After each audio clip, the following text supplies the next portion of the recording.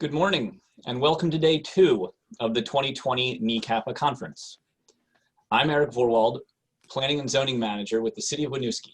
It's my pleasure to introduce our first session this morning, which is Planning for Resilient Infrastructure Service Across Boundaries. This session will share the Infrastructure Resilience Planning Framework developed by the Department of Homeland Security's Cybersecurity and Infrastructure Security Agency and cover how planners can apply this framework to local and regional hazard mitigation and development planning. The intent of the framework is to reduce the impact of flood, drought, or other hazards on critical services provided by public and private infrastructure and within and outside of a community. The framework also provides guidance for interviews and facilitating planning meetings that focus on how operations of one system, such as water or schools, depends on the systems such as the telecommunications, power, or supply chains of goods and materials that could be disrupted.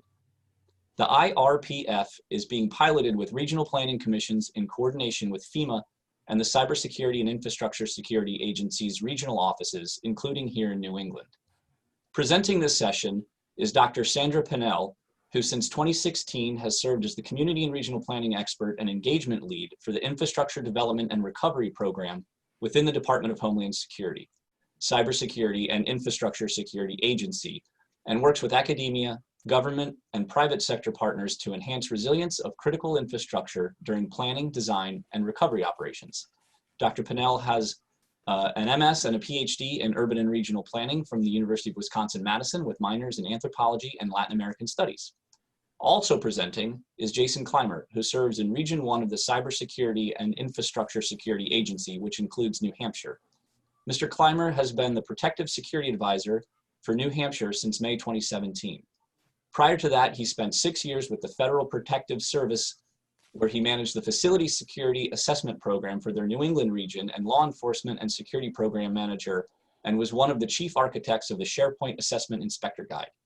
Jason holds a Bachelor of Arts in International Studies from the University of Southern California, as well as a BA in Social Science and Communications. He also earned a master's degree in international relations from the Fletcher School of Law and Diplomacy at Tufts University. Jason was also a commissioned officer in the United States Marine Corps for 20 years, serving in multiple roles, including 2 deployments during Operation Iraqi Freedom. Before we begin, I want to remind everyone to use the Q&A function if you have questions to be asked of the presenters, and use the chat function if you have any technical issues. Also, like yesterday, this will be an open webinar link, so you can leave or rejoin at any time using the same Zoom information. We will also use this link for the awards ceremony later today. With that, Sandra and Jason. Good morning. I want to thank the board for the invitation to present to you. I know you had very limited time and had to compress your agenda, so we hope this is useful to you. I'm also glad to be here because I am a New Englander. I started my career as a VISTA volunteer in regional planning in coastal New England, and I've done a lot of different things since, some of them involving infrastructure, some of them involving more recently social, ecological, and conservation planning, cross-jurisdictional planning.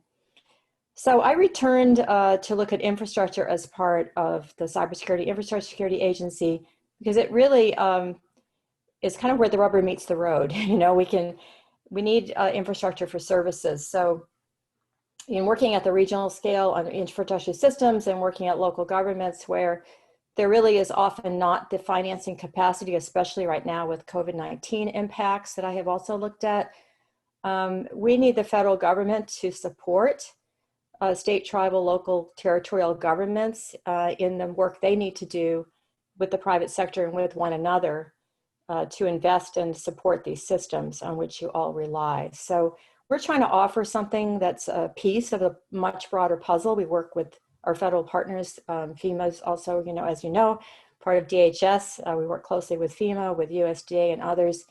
And what we offer to you is something we hope you can fit into the work you're already doing, which we know is very complex. And also want to say, I've noticed on the board, a lot of you are out hiking, and I'm heading back to New England tomorrow to do exactly that. So it'll be good to be there. So 3 messages wait, I'm trying to advance my slides. I'm having some difficulty. There we go. All right. So we're going to talk a little bit, first Jason's going to give you a little background on our agency because you may not be familiar with it. We used to be part of headquarters, and now we're our own agency, and that's only for about the last year and a half. I'll give you a little bit of information on this infrastructure resilience planning framework. As mentioned in the introduction, we're working on a number of tools. I'll try to illustrate one of those in some work we've been doing in Kentucky. We'll also talk about one of the precursor projects in New Hampshire that's informed the development of those tools. And we would like to solicit, we'll have a pause for some Q&A discussion in the last third of the presentation, because we really would like to solicit some of your feedback. We hope to get you involved as a partner in delivering this framework, which is about to be released. 3 key messages I hope you take from this brief presentation. One is, again, how important infrastructure is to the resilience of the community. Another is the way that we look at infrastructure, which is these systems delivered by the public and private sector and the operations. It's beyond just identifying assets. And then we hope you'll see CISA as a piece of this broader picture that can work with you and support your work. So I'll turn this over to Jason, and he's our Protective Security Advisor who works with all of these systems at the regional level. Thank you, Sandra. Good morning. My name is Jason Climer, and I'm the DHS CISA Protective Security Advisor for New Hampshire. So CISA, as Sandra said, is a new agency within DHS, created from an internal reorganization to better align resources with missions. We lead the national effort to protect and enhance the nation's physical and cyber infrastructure. Our work gathers the best cybersecurity and infrastructure security knowledge and practices, shares that knowledge to better enable risk management, and puts it into practice to protect the nation's essential resources. So I want to focus on the division where I sit, the infrastructure resilience and field operations. Next slide. Can you advance it?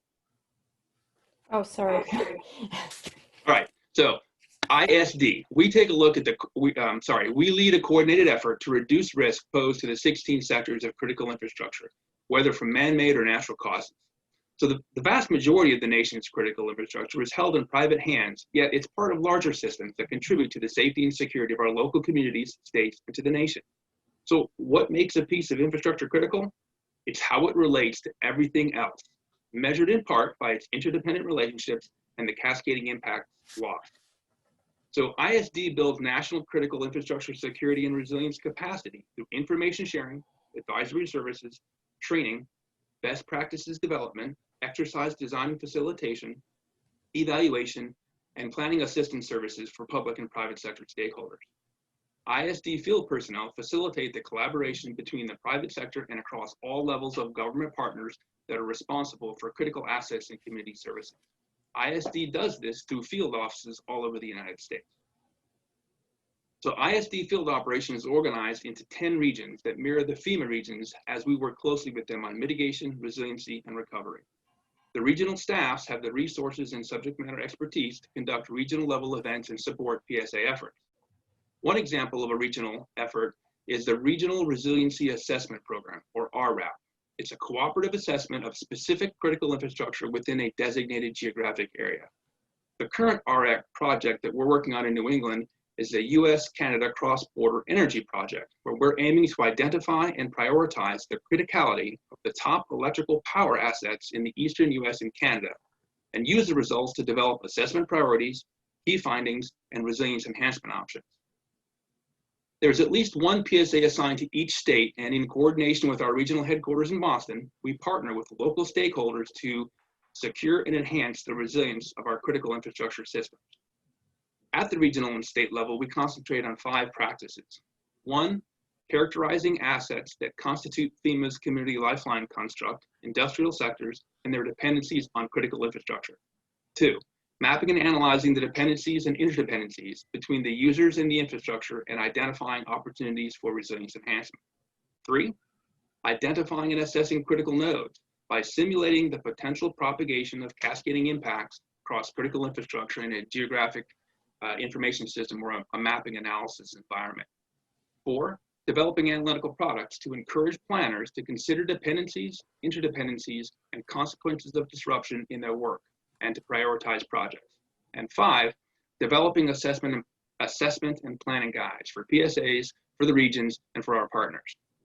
So I've worked with a variety of New Hampshire stakeholders on all 5 of these practices. I'm continually engaged with the state on identifying and evaluating our critical infrastructure.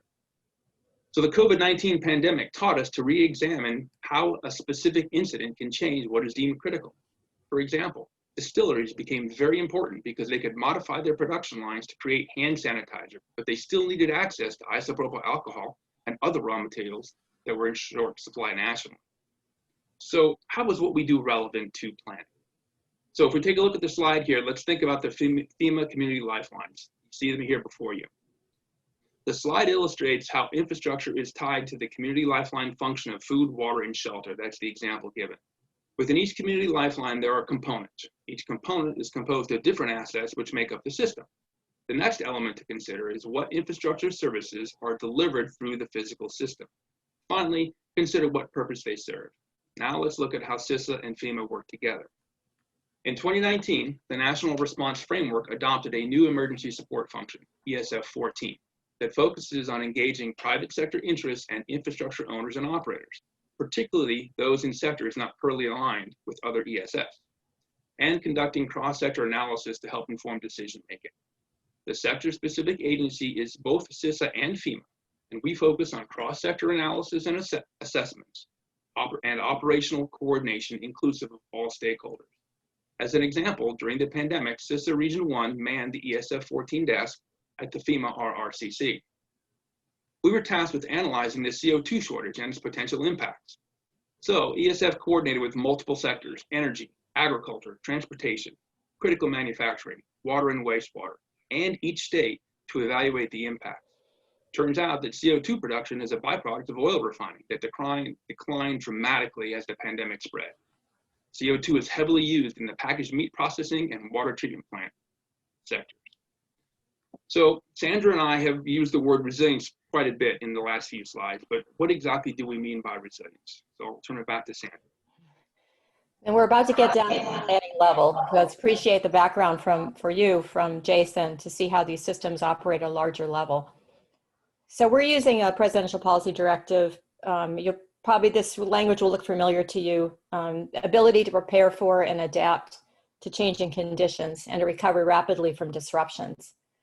Whether those threats or hazards be attacks, accidents, or naturally occurring events. It's a big definition, but pretty applicable to lots of things. Another key concept in what we're about to talk about with the infrastructure resilience planning framework and how we've applied it is something I mentioned in my introduction. Resilience is a property of systems rather than just assets, and supports community functions. And one way to think about planning for resilience is, how quickly or how able are you either to restore that function after disruption or to minimize the consequences of a flood, a fire, or an attack on these cascading dependent services that Jason was mentioning. So here we are with what I said we would talk about, the infrastructure resilience planning framework. So we've had this under development for about 2 years. We're just about to release it. When we started out, it was tried to be comprehensive, taking all the steps that planners are already familiar with. When we took it to the field in a project I'll about to talk to you about in Kentucky, they said, all these steps, we have to do all these planning steps, whether it be for hazard mitigation or comprehensive planning. What we really need is some tools to look at the infrastructure. So as we've developed this, these are those 5 steps: lay the foundation, identify critical infrastructure, assess risk, develop actions, implement. We looked to where we could add some value. So laying the foundation is an area I'll talk about some more, and how looking at dependencies can help with identifying which infrastructure is most critical, and how we think about those cascading consequences in assessing risk. So again, in terms of these basic concepts that we're trying to work with, to move our own agency beyond a focus just on security to the long-term resilience of communities, we're keeping in mind the life cycle. So just to give an example, I was working on response and recovery in Puerto Rico and the Virgin Islands. And we were doing recovery planning with our fellow agencies, but it often was interpreted more as restoration due to the limitations of FEMA funding. But really, in the Virgin Islands, where there was $10 million debt for the water and sewer system, another $10 million of debt for solid waste. It didn't matter if you just restored the system. Without looking at that underpinning planning and financing, capital improvement, public works, those systems would be vulnerable again. And in Puerto Rico, as well, as you probably read, the underlying lack of maintenance was a lot of why the system was so vulnerable. So as we've tried to push within our own agency is to think beyond security to this and response and recovery to these longer term investments in resilience. And this right-hand part of this slide is simply another way of illustrating what Jason was talking about, that we really work on planning with the communities to think about dependencies. So if water, wastewater, that's obviously a very locally provided, usually urban or county in some parts of the country service. And healthcare depends on that service. Electrical power is important to delivering that service. Communications to running the operations is important. So tracing these dependencies is fundamental to the infrastructure resilience planning framework. DHS has done some of those analyses that Jason mentioned at the regional scale with some investment, but given the lack of funding for planning in a lot of New England, a lot of rural areas, and the inability for DHS to really go out there and just do that for everybody, we are trying to build some tools that are more basic set of interview questions and other things that can help people in the planning process. So the three things we worked on here, and I'm going to illustrate one of them, is the stakeholder invitation letter, community systems discussion guide. That's what I'll talk about a little bit more, and how all of this is going to be used to improve the outcomes for the BRIC projects, the new project that FEMA has just released. So just to wrap up this kind of overview of the IRPF, and I didn't want to go through each of the slides of what's in each part of it.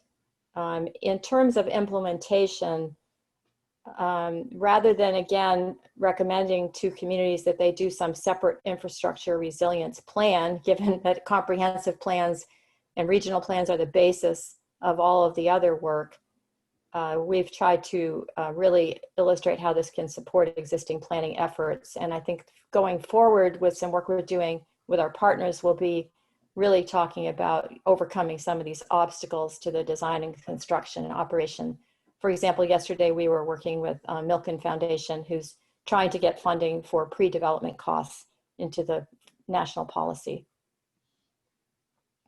I'm going to turn this over to Jason. As I mentioned in my introduction, the director of my program was in the National Institute of Standards and Technology previously and developed this community resilience guide that was actually piloted with Nashua and is foundational to this infrastructure resilience planning framework. So a little bit about the experience in Nashua before we go back to what we've been doing currently.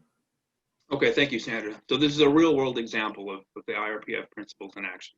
In 2018, partnering with the EPA and NIST and others, Nashua made its first attempt to develop a proactive and integrated plan that addresses shocks and stressors ranging from natural disasters to adverse socioeconomic trends. So Nashua used NIST's 6-step planning process, which is basically the forerunner of the IRPF. So the 2018 planning confirmed 5 previously identified resilience focus areas: aging infrastructure, climate change and adaptation, services for an increasingly diversified population, resiliency as a culture, think about that, resiliency as a culture, and community health.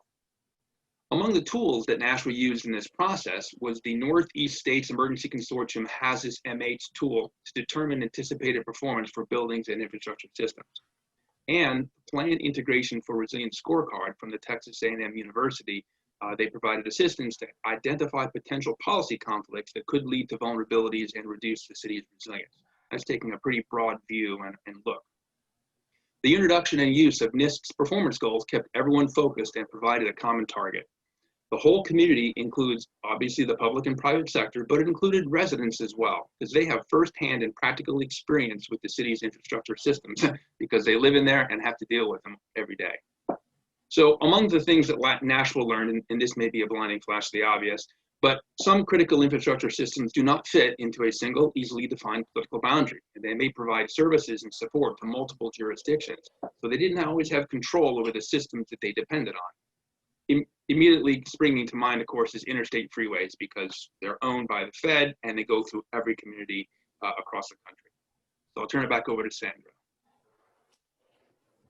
So this is where I'm speaking to the choir as well. I'm a regional planner. I know some of you are National Association of Regional Planners. And the thing is, as we looked at trying to add some value again to existing planning processes, and we looked at the work that our regional assessments had done in the energy sector and other sectors that Jason mentioned, we realized that really the appropriate scale for utilizing the infrastructure resilience planning framework is probably metropolitan and regional development districts, urban and rural, who are in that position to bring together the public and private sector to look across boundaries and to think about corridors such as electrical grids and transportation systems. So it's something that we're piloting at that scale. Right now, we're finishing up a pilot phase 1 with the Commonwealth of Kentucky. And the reason Kentucky asked us to get involved and work together on developing the tools for this infrastructure resilience planning framework is they found themselves 14 out of 16 years of national and state declared flooding disasters using their scarce loan and grant funds at the state level to rebuild the same systems in the same place that would be washed out by the next flood. I know that we're dealing in New England with floods and droughts and other things, and that already some of these rural systems that are built with USDA and other resources, lack enough money for maintenance without having to find a way to invest in something that's going to get washed out again. So they thought perhaps we could work with their regional development districts, which in this case provide the hazard mitigation planning as well as all of the other types of planning that regions sometimes do, and kind of pilot the project. And we also have the involvement of the University of Kentucky and our PSA, similar to Brian in Kentucky, and our regional office to say, all right, how do we do this together? So we had a planning framework. How do we hang some useful tools on it? And how can working with Kentucky inform that? So those were kind of the objectives. Kentucky wanted something they could use statewide to increase capacity. And we wanted to build out this planning framework and make sure it was going to be useful. So working together took a few steps. They had received a grant to do the typical hazard mitigation update, again, for each of the counties and cities within the region to facilitate that process. So we started by meeting with their board of executive judges, they call them, and talking about what were some of these things that happened from some of the other previous events. Major event for them and learning experience had been ice storms. We have snowstorms in New England, but the ice storm they had a few years ago wiped out everything at the same time, and their hazard response plans had not accounted for everything getting wiped out at the same time. So for just the second bullet, for example, the regional communications infrastructure was directly damaged, lost cellular service, impeded emergency response, but also all of the other systems that depend on the internet service. One fire station, for example, didn't even have a manual crank on its door, and the public utilities station. So starting to talk about also some of their regionally critical companies that were impacted, critical manufacturing, such as their large aluminum factories that actually produce one of the major sources of national aluminum. So they were thinking about using this for their issues, but we were also learning from them that even working just with one region in Kentucky and helping them secure some of the resilience of their infrastructure could have a national impact on those national critical functions that Jason mentioned. So one of the things they asked us to develop is here, I'll explain what this is after you look at it. They asked us to develop kind of a tool they could use with communities just to illustrate dependencies. So this is going to keep playing, but it basically shows some of the core underpinning important infrastructure systems, starting with the water, wastewater, and the communications and the electrical power, and then those facilities that depend on them. So this is just a tool we developed to help have these conversations with communities. And another tool, since they were doing hazard mitigation plan meetings in each of these communities, they wanted a letter to invite the private sector, which I mentioned previously, and then they wanted to interject this conversation about infrastructure into the meeting without it taking more than 20 or 30 minutes, because they didn't really have a lot of extra resources with hazard mitigation planning to start a whole separate planning process. So we tried this out and it seemed to be pretty successful. We produced a handout that listed some of those key systems that were just on that last slide, and then a facilitation guide that they're using with their other meetings. And we started with, since they were starting with updating this plan and what projects they'd had previously, we said, let's work backwards from there. So for those essential facilities that you think need to be made more flood resistant or resistant to storms, what functions do they provide? And we had an open discussion about that and documented it. And then for those functions to be carried out, so for example, if it's a hospital, it's a health function. If it's a road, it's transportation, but it also might be a road that's critical to providing the health service or to get the chemicals in for the water service. So what are the functions? And what do those functions depend upon to be carried out? So these are things we learned from that RREP program that Jason mentioned, but we're trying to make it usable at the community level. And then the third question we asked people was, what other facilities or systems depend on that function for their own operations? So you could call this the upstream dependencies. What does the operation of that water sewer plant or fire station depend on? And then who depends on that? And that often leads to identifying players in the planning process that weren't there before. For example, they found out, well, our electrical stations in Indiana, it's across the border from our regional headquarters, but we need to involve them in the planning process. So out of that meeting where we tried this, even in that one case, they identified some different projects for their hazard mitigation plan. I have one down here, City of Whitesville flooding. So that's now going to be put in for a brick program. And because they've identified that the city, which was cut off by flooding, the roads are important to be elevated, not just to have people access the city, but for people in that town and city to get out to the hospital.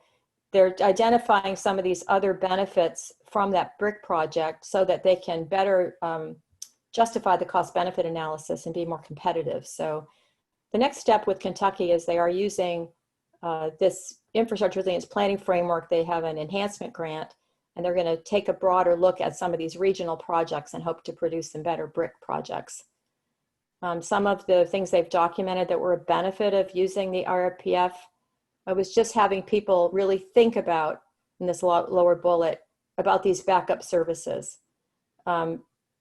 Think about whether just having a generator is going to really make more resilience, or whether they need a microgrid to keep that water plant up and running, because maybe the roads are blocked and there won't be a way to get that oil or gas into that generator. So they have identified more of the vulnerabilities in more of these regional services. Another project that came out of this was water systems that weren't connected, but with a small connection could produce redundancy for different counties. When one system went down, that another system could make up for it. So to summarize this, this little Kentucky pilot and get back to New England, we've used that hazard mitigation plan update as the first pilot in order to develop some of these other tools and to put into this IRPF. This is just a summary of how they fit into the process. So the checklist for who can be involved, in addition to community meeting tools, some interview tools that can be used to go out and interview those companies that are important to see what they depend upon. Sometimes the private sector doesn't realize how important the local governments are to their own operations. And better identification of how to take that information and put it into more competitive programs. And we're working at the national level with our partners to better align some of those grants as well. So I wanted to take a pause here and just get some feedback from all of you before we kind of wrap up with a few more slides. So I wondered, with help of Eric and the hand raising, if we could see if any of you see that there are some challenges with infrastructure that could benefit from this deeper dive, or in your planning processes that could benefit from this deeper dive into dependencies.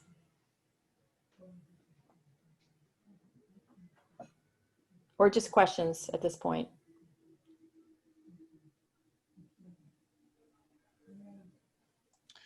So yes, we have two questions have been put into the Q&A box. The first is, how are you including natural infrastructure and systems into your critical infrastructure planning? And the second question is, have you collaborated with EDA through the new disaster relief planning grants that will be conducted by the planners within the region's economic development districts? And if so, how did the work DHS complete inform or was informed by the planning grants being initiated by EDA? Thanks for that question. To the natural systems, recognizing green infrastructure and other things that need to be done, we support that, but I would say our analysis itself within our agency is not including the natural, but that doesn't mean we don't recognize it. So again, I think where we have to work with and are working with our partners such as EPA, and FEMA and EDA is to say, okay, how do we quantify the co-benefits, as we call, to inform a decision that would take better advantage of protecting the natural systems. Obviously, as a land use planner myself, I would like to see more attention also to where things are built in terms of evaluating investments. So in our broader collective partnership effort at the national level, we're just asking these questions with each other. I wouldn't say we have all the answers. And to that point of EDA and EPA, I was just in a meeting yesterday. We've been working with the National Association of Development Organizations, which is a partner in the Kentucky project as well. And they have been working with FEMA to integrate SEDS planning and hazard mitigation planning.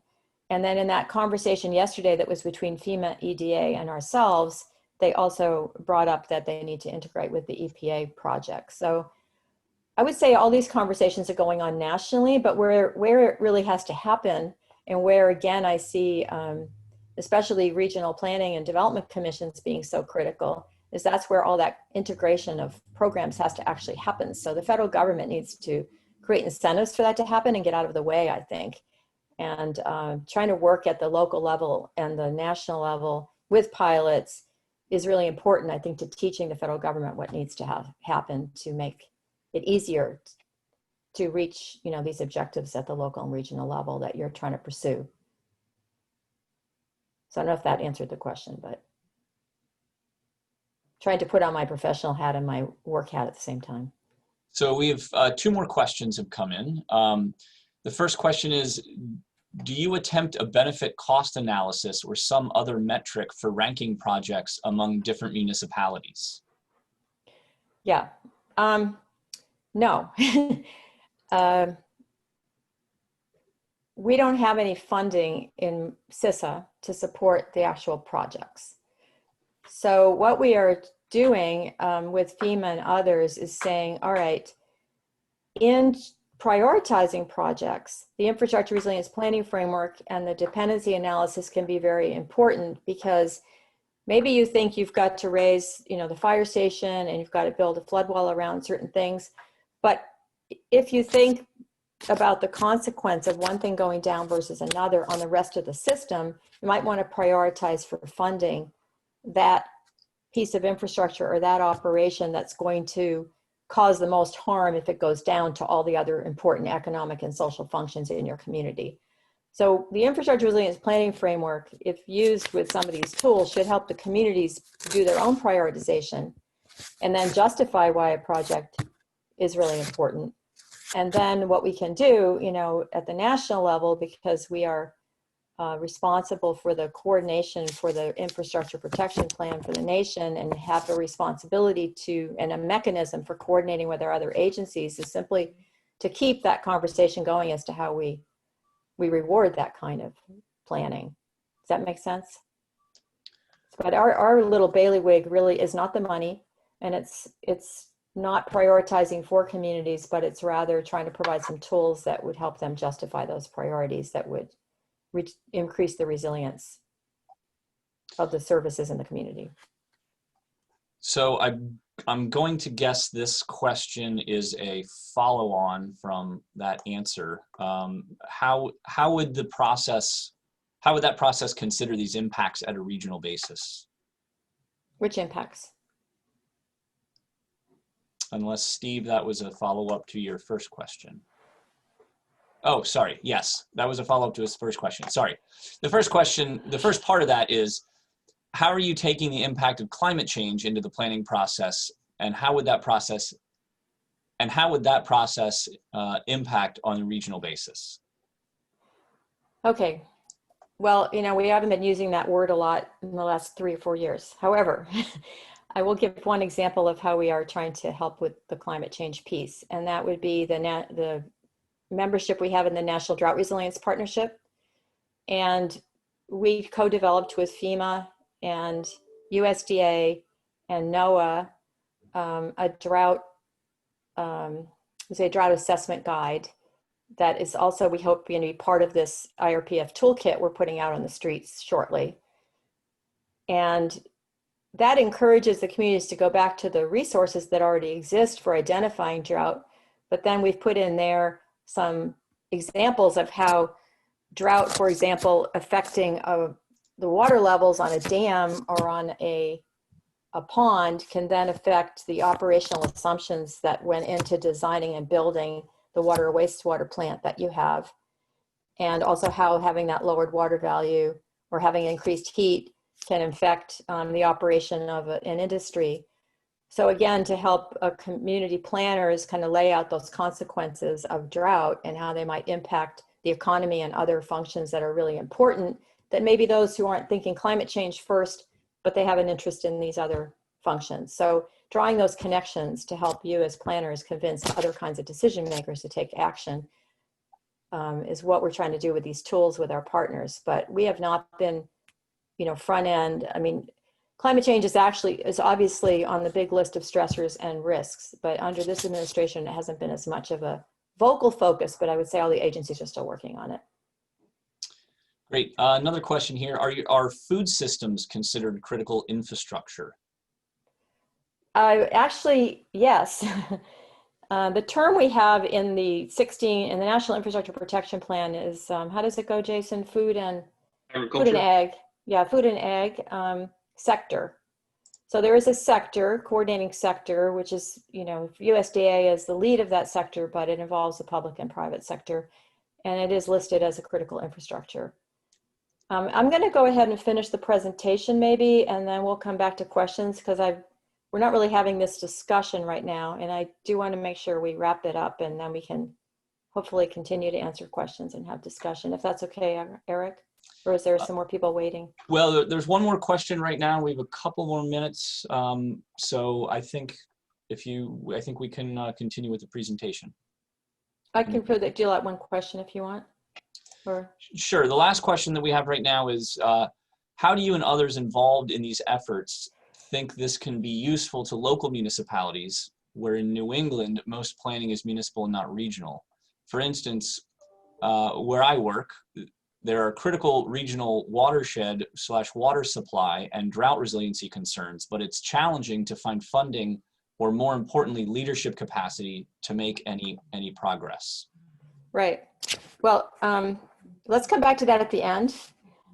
We don't have a lot of staff, and neither does the region, but again, we would like to partner with groups like APA and NATO to get this into the hands of communities as well as regions. I emphasize regions, but it's designed to be useful to communities too, but as you've mentioned, the problem is having the planning resources to implement it. But we're only trying to provide a few tools, and people don't have to go through the whole process. So I guess that's a partnership question for us with all of you, I think. So to kind of wrap it up, what we plan to do with this IRPF, is pilot in Northern New England. We're working with our Region 1 to identify a pilot. Either it would be a recovery pilot or a local planning pilot or a regional planning pilot. And that's conversations that are ongoing right now with one of the states.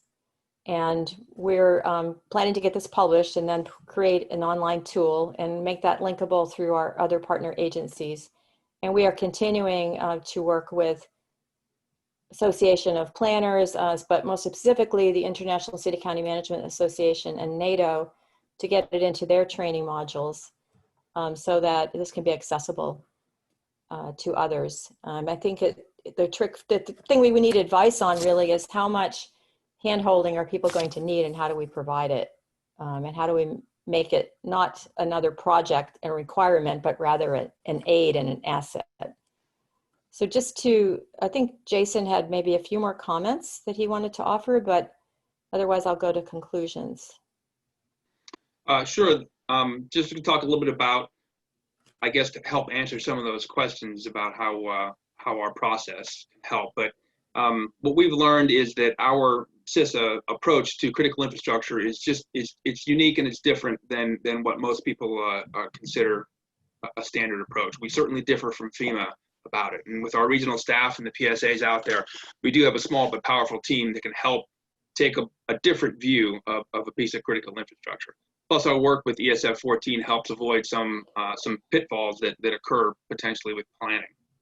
So in light of COVID, if the pandemic taught us anything about emergency management, it taught us that the traditional approach of self-help, neighboring community help, or next higher jurisdiction help did not work at the beginning. Everyone was impacted. In fact, it was a worldwide impact. So there was nowhere to go for help. And everyone had to rely on self-help until the initial shock and supply chain, the initial shocks to the supply chain and health system dissipated a little bit before any of that traditional planning model worked. So, we had to readjust how we thought. In fact, there was one local hospital I was talking with that boasted about having a 4-day supply of PPE on hand. Now they consider a 4-day supply critically low and almost at emergency levels. So if you think about, we've talked about water and wastewater as a sector, and we've used that as our example. And just when I think of water, wastewater, I immediately think that in order to get water, you need electricity. You also need chemicals, and you also need fuel for backup generators, and those things need roads to go over. So right off the bat, when I think of wastewater, I'm thinking about 5 different sectors. And that's kind of how we have to approach it. And in order to order fuel and to order chemicals for the water treatment process, you need the internet. So there's another sector. And that's kind of what we bring to the table is a much broader view right up front. So we can start to consider all of the things that are needed really to make something like a wastewater or water system work effectively. So thanks. I think we're out of time. So this slide just emphasized a couple of those points, and I think to some of the questions. Prioritizing, using this to prioritize. We're trying to key up justifications for projects that really address co-benefits across the system, and just really help bring people together to think about these connections, which we've realized is a little different than the way people usually think or fund infrastructure. So thank you. Eric, I don't know if we have time for any more questions or conversation, but we would love. Actually, that pretty much brings us to the end. So thank you both very much for presenting today and sharing this information on the resiliency framework, and we look forward to seeing more information in the future. So with that, we have a 15-minute break here scheduled before our next session, which is a panel discussion called Lead, Follow, or Get Out of the Way, and we'll explore the roles of planners. That session will start at 10:45 a.m. So we will see you all then. Thank you very much.